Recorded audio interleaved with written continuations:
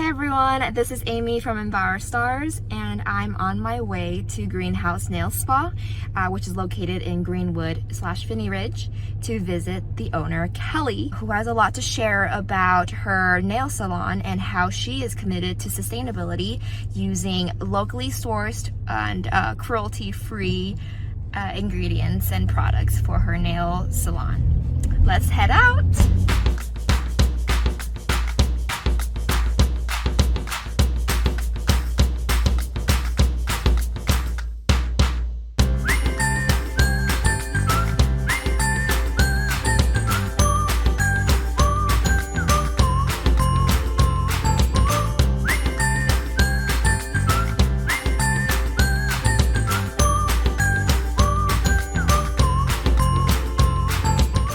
We're here at Greenhouse Nail Spa, and this is Kelly. Thank you for inviting me, Kelly. We're here to just talk to you, have a little chat about sustainability and all the other good stuff. Why don't we start with a little tour? So this is the reception area. Right now we just have two different lines. Our primary line is Zoya, and then we have Dazzle Dry, but we love Zoya. They're just good because they're always trying to clean up their formula.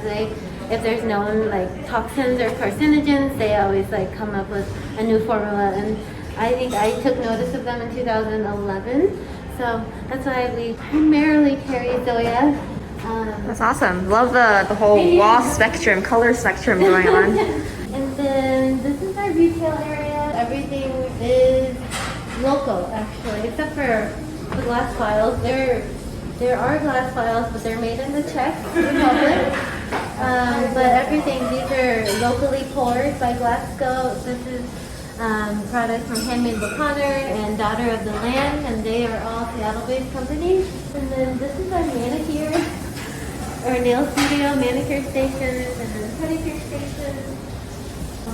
In a normal, non-COVID world, we would be able to have 12 people. We feel comfortable with just 3 technicians and 3 clients.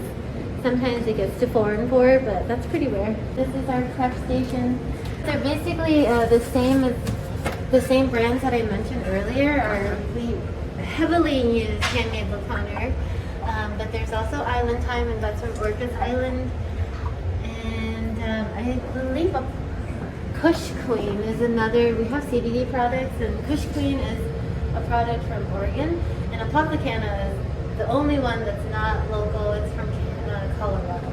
We focus on sanitation, and so we provide all the gloves. They're all nitrile exam gloves. This is our pride. It's the autoclave, and this is how we clean our tools and our implements. This is all of our tools are stainless steel, so they can go in here. It cleans the tool by steam sterilization.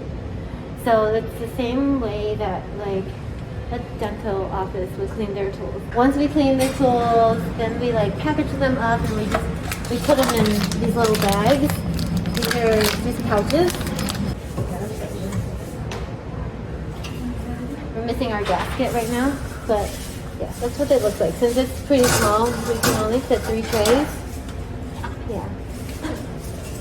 We've migrated to also stainless steel foot files, and these are great because they are easy to clean and they don't tarnish as quickly, so it saves us money, and it's also better for the environment. We have switched over to glass nail files. We scrub them and then we put them in barbicide, and we use them about 10 times before we toss them out. We still have these ones here. If you use something like this, an emery board, you have to throw it out after every client, which we do when we do gel removal. That's just a small way of reducing waste.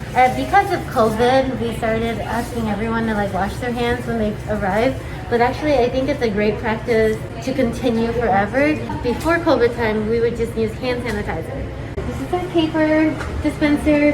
This is recycled. Yeah, paper. I like the sticker on the top. Oh yes, and then also the bag is compost. That's awesome. Yeah. That's awesome.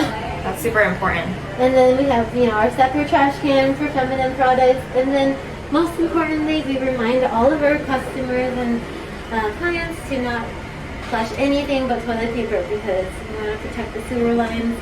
We do clean with barbicide for the basins, the foot basins. That's required by state. We've tried to use other cleaners that are a little more environmentally conscious. We use one that's called Citruside, and we use that for the tables, but we can't use it for the basins because they started eating away the rubber. One of the ways we mitigate like fumes, and also a way that we can like separate the trash, is that we have trash cans at every little cart for soiled cotton, and at the stations too, those are for soiled cotton. I used to collect the soiled cotton like every quarter and bring it to a local hazardous waste drop off, but they don't want that anymore. Yeah. So now usually just once a week we leave them in here for the week, and then we combine them at the end. But it like makes a huge difference, because I noticed right away when there's soiled cotton in the trash can. So this is our like preparation trash can, and we recycle here too. But this, like, if there's like soiled cotton with acetone in here, you can smell it pretty quickly. Growing up in a salon where like a lot of the traditional services were done, like acrylic, so I think that I have a lot more sensitivity to chemicals and acrylics, because I don't think there's a lot of studies of prolonged exposure. I'm definitely a person who's had prolonged exposure to acrylic dust, and like the adhesives that they use, you can smell them right away. And I think that having a shop like this where we don't offer those services, then it also like mitigates like a lot of dust and fumes and like toxic fumes. And I think that in a way that makes it, we're just building a greener space. Having a place where people can like feel comfortable is really important. I think a lot of businesses think that it is like, yes, it is expensive to transition into like eco-conscious practices, but it's an investment, and it overall like increases your value. It's worth it. A lot of people don't realize how many resources the county has for small businesses. So for instance, like the local hazardous management program, they've been really helpful. Actually, they were the ones that gave us the metal containers that we used in our pedicure carts to collect the soiled cotton. And then also through EnviroStars, we were connected to SBU, but also ECOS. They actually gave us a storm drain kit, like a spill kit. Now we keep an eye out on our storm drain that's near our building, and we got to stencil the storm drain, and it was actually pretty fun. I think that one of the things that it is like for me, a barrier is like trying to explain to my employees like why the trash like needs to be separated, or why we need to like put the soiled cotton in this container, don't put it in there.